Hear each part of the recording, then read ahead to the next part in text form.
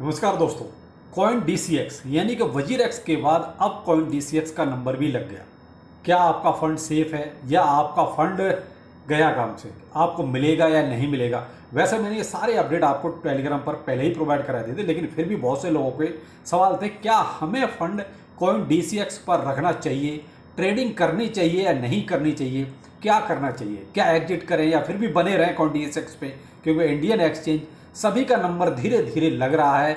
और ये वाकई में हैक था या करवाया गया था, क्या था इसके पीछे, क्या ये सब चल रहा है, क्या आपका फंड जो गया वो वापस होगा नहीं होगा, क्या होगा और मार्केट में क्या चल रहा है, चलिए इस पर सारी बात करेंगे। अच्छा लगे तो लाइक सब्सक्राइब जरूर कीजिएगा। शुरुआत करते हैं कॉइन DCX से। जो ये रात से ड्रामा चल रहा है, coin DCX hack, coin DCX है, वाकई में हुआ, इसमें कुछ भी ये कहोगे दो राय है, ऐसा कुछ भी नहीं है। $44 मिलियन का हैक था जो कॉइन DCX के खाते से गया, आप ये कह सकते हैं बहुत सिंपल भाषा में। और ये लेकिन यहाँ आपको एक चीज़ और ध्यान रखनी पड़ेगी, जो ज़्यादा मैटर था ना वो था ऑक्टो के साथ, क्योंकि इसमें कॉइन DCX का हाथ थोड़ा सा कम था। लेकिन जैसे अब यहाँ ये नहीं कह सकते भाई क्या और किसका, क्योंकि आपने उसमें भी देखा था, वजीर एक्स में भी यही देखिए, तब ऐसा होगा वैसा होगा। तो ये कहते हैं ना कि इनके पीछे इतनी खिचड़ियाँ पकी रहती हैं कि वो जब कांड हो जाता है तभी बाहर निकल के आती है। पहले तो बहुत सीधा सीधा सिंपल सिंपल सा लगता है, लेकिन अभी ये कहते हैं कि भाई इनका जो पार्टनर था ऑक्टो, उसके साथ ये सारा ब्रीच हुआ है। लेकिन इधर एक मैं तो ये कहूँगा आपके लिए थोड़ा सा एक राहत की खबर कह सकते हैं, या आपके लिए अच्छा कह सकते हैं कि सुमित ने आके ये चीज़ बिल्कुल क्लियर कर दी कि भाई देखिए यूजर का इसमें कोई लॉस नहीं है। कॉइन DCX ट्रेजरी पूरा का पूरा ये भी जो भी गया है उसको झेलेगी, यानी कि वो पूरा पूरा ये पे करेगी एक तरह से कस्टमर को। अगर कस्टमर का कोई लॉस नहीं होगा तो आपने ये चीज नोटिस भी की होगी कि विड्रॉल इन्होंने INR में सस्पेंड नहीं किया। मुझे तो नहीं अभी तक ऐसा कोई भी मैसेज आया कि साहब इसमें ये होगा, सब मेरा फंड फंसा हुआ है, मुझे विड्रॉल नहीं मिला है। तो सबसे बड़ी बात तो यही है कि चलो कॉइन DCX ने आके ये चीज अच्छी की, वजीर एक्स जैसा यहां पर नहीं किया। बेशक हैक हुआ है, अब हैक ये कहो कि भाई देखो कॉइन DCX के हिसाब से अगर देखा जाए तो बहुत बड़ा हैक है, छोटा हैक नहीं है।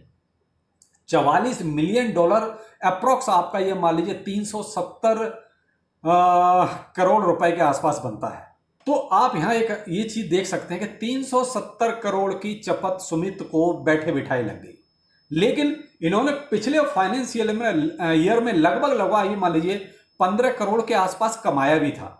लेकिन अगर 370 करोड़ एक झटके में चला जाना और आप पूरे एक साल में लगभग 15-16 करोड़ कमा रहे हैं, तो आपका कितने साल का मामला पीछे का साफ हो गया। तो वो कहते हैं कि ये जितने भी प्लेटफॉर्म है ना, इनके पास शायद ही, मुझे नहीं लगता इनके पास बहुत अच्छी अच्छी सिक्योरिटियां हैं, क्योंकि आप देख रहे हैं हैकर आके और यूं ही तुरंत अपना काम करके चले जाते हैं। तो काहे का इनका ये सब जो सिक्योरिटी चिल्लाते, तो मुझे तो नहीं लगता इनके पास कोई भी इस तरह की सिक्योरिटी है जो हैकर्स हैक नहीं कर सकते। तो भाई एक झटके में 370 करोड़ सुमित का चला गया, यानी कि कॉइन DCX का चला गया। लेकिन यह कस्टमर का कुछ नहीं किया है, क्योंकि सुमित ने आके बहुत स्पष्ट बोल दिया है कि हम पूरा का पूरा पे करेंगे, कस्टमर को टेंशन लेने की जरूरत नहीं। तो ये तो है कॉइन DCX का जो भी हुआ उसका निर्णय। लेकिन यहां अब सवाल वही पैदा होगा, क्या हमें कॉइन DCX पर रहना चाहिए या नहीं रहना चाहिए? भाई देखो, मैं तो यही कहूंगा कि मैंने हमेशा से बोला है, मैं कभी किसी का ये नहीं कहता कि भाई इसको कर लो ज्वाइन या उसको कर लो, या मेरे लिंक से आप यहाँ चले जाओ वहां चले जाओ, ऐसा कुछ भी नहीं। वो मर्जी आपके। मैं तो हमेशा से आपको कहता हूँ 4-5 एक्सचेंजों का यूज करो, जहां पर आपको बेनिफिट लगे वहां पर यूज करो। अपना फंड निकालो, वॉलेट में डालो, थोड़ा सा फीस लगती है यार, उसका लालच मत करो, क्योंकि एक्सचेंज का किसी का भी भरोसा नहीं है, चाहे वो इंटरनेशनल एक्सचेंज है और चाहे आपका इंडियन एक्सचेंज है। यहां आपको पूरी एक हैक की लिस्ट देता हूं, आप उसको अच्छी तरह समझिए कि ऐसा नहीं है कि आप इंटरनेशनल एक्सचेंज को यूज करेंगे तो वो हैक से आप बच जाएंगे। BTC टर्क ये 2024 में 55 मिलियन का हैक हुआ, लेकिन इसने कस्टमर का पूरा फंड वापिस किया। नो चिक चिक कुछ नहीं, कस्टमर का पूरा दिया, पूरा इसने झेला, ठीक है। उसके बाद वजीर एक्स 2024 में हैक हुआ, 230 मिलियन गया, कस्टमर को ठेंगा दिखाता घूम रहा अभी तक। इसने एक पाई कस्टमर की वापस नहीं किया, कितना 230 मिलियन में से। बिंगएक्स 2024 में हैक हुआ, 43 मिलियन के आसपास इसका गया, 100% रिफंड किया यूजर का, यानी यूजर को कोई प्रॉब्लम नहीं।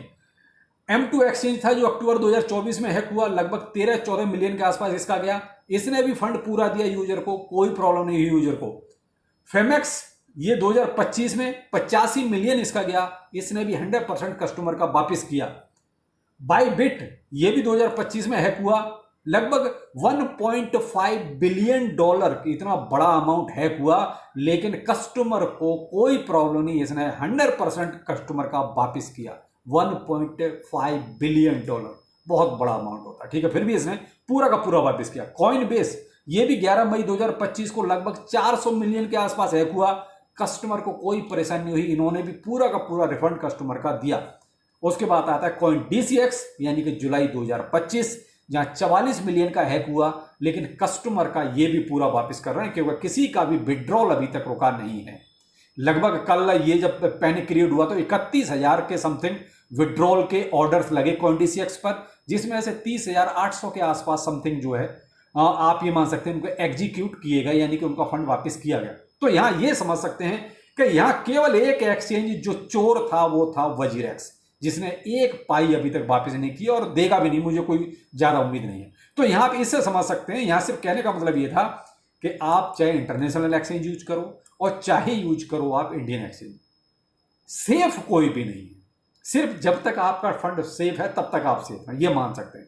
तो मैं हमेशा से आपको वही कहता हूं कि जो भी होल्डिंग आपकी बड़ी बड़ी है ना, उन सबको आप किसी अपने वॉलेट पर रखिए। बहुत सारे वॉलेट हैं, आप एक नहीं 50 वॉलेट क्रिएट कर सकते हो, कोई बाउंडेशन नहीं है कि आप एक ही वॉलेट रख सकते हैं। तो भाई वहां पर रखिए, जब आपको ट्रेड करना है अपना फंड लेके आइए किसी भी एक्सचेंज पर जो आप यूज करना चाहते हैं, ट्रेड कीजिए, प्रॉफिट होता है प्रॉफिट निकाल के आप अपना फिर से वॉलेट पर ले जाइए। होल्डिंग करनी है तो होल्डिंग भी आप कर सकते हो, आराम से आप वॉलेट में पड़ा रहने दो, जब बेचना हो एक्सचेंज पे ले आओ, अपना बेचो, काम खत्म। खरीदना एक्सचेंज पे खरीदो, वॉलेट पे ट्रांसफर कर दो। अब होता क्या है, लालच केवल छोटी सी एक गैस फीस का, अरे गैस फीस लगती है तो भाई एक बार किसी दिन जाएगा तो सारा चला जाएगा। अब कॉइन डीसीएक्स का देख लो, 370 करोड़ एक झटके में चला गया, कमाया कितना पिछले फाइनेंशियल ईयर में, 15 से 16 करोड़। अब कितने साल का एक साथ चला गया, अब अंदाजा खुद लगा लीजिए। तो वो है कि भाई देखो कब क्या हो जाए किसी को नहीं पता। तो भाई मैं भी आपसे ये नहीं कहूंगा कि हाँ कॉइन डीसीएक्स सेफ है, आप 100% इसका यूज कीजिए। भाई मैं तो हमेशा आपको यही कहता हूं, वॉलेट को यूज कीजिए, ट्रेडिंग के लिए आप एक्सचेंज पर आइए बस, चाहे एक्सचेंज कोई सा यूज करो। मैं किसी को भी सेफ नहीं मानता, चाहे इंटरनेशनल हो चाहे इंडिया का हो। अब बाकी मर्जी आपकी है, जैसा आपको ठीक लगे। अब आते हैं मार्केट पर। तो देखिए मार्केट आज थोड़ा सा जो है साइड पे है, आप देख ही रहे हैं, लगभग वही 1,18,000 1,17,900 800 इसके आसपास मार्केट घूम रहा है। शायद अमेरिका में आपने देखा जो तीनों बिल पास हुए, बिल पॉजिटिव थे, बिल एक तरह से क्रिप्टो के फेवर के थे, लेकिन उसके बाद भी कहीं ना कहीं अब वेट हो रहा है रेट ऑफ इंटरेस्ट कम होने का। या तो पावेल साहब को रिजाइन करना पड़ेगा या उनको फायर किया जाएगा, और अगर ऐसा होता है तो कोई नया आएगा तो रेट ऑफ इंटरेस्ट 100% कम होगा। मुझे लगता है मार्केट शायद अब इसी चीज का वेट कर रही है। दूसरा कारण ये भी हो सकता है, देखिए अभी वीकेंड चल रहा है और वीकेंड से एक दिन पहले ये एक तरह से बिल पास हुए हैं, तो शायद उसकी वजह से मार्केट में थोड़ा सा ढीलापन है। आप ये मतलब बिल्कुल कोई हलचल ज्यादा नहीं है, यानी कि $100-200 ही ऊपर नीचे हो रहा है, बीटीसी से ज्यादा नहीं हो रहा। तो यहां मैं तो ये कहूंगा थोड़ा सा वेट कर लिया जाए कि तो कंक्लूजन पूरा मिला के अगर देखा जाए तो यही निकलता है कि आप अपना वॉलेट मेटामास्क, चाहे आप ट्रस्ट वॉलेट, चाहे आपका कोई अपना हार्डवेयर वॉलेट है, इन सबको यूज करो ज्यादा। मैं तो यही कहूँगा। बाकी आप क्या सोचते हो इन सभी एक्सचेंजों के बारे में, कमेंट सेक्शन में एक बार जरूर बताएं। चलिए फिर मिलते हैं, नमस्कार।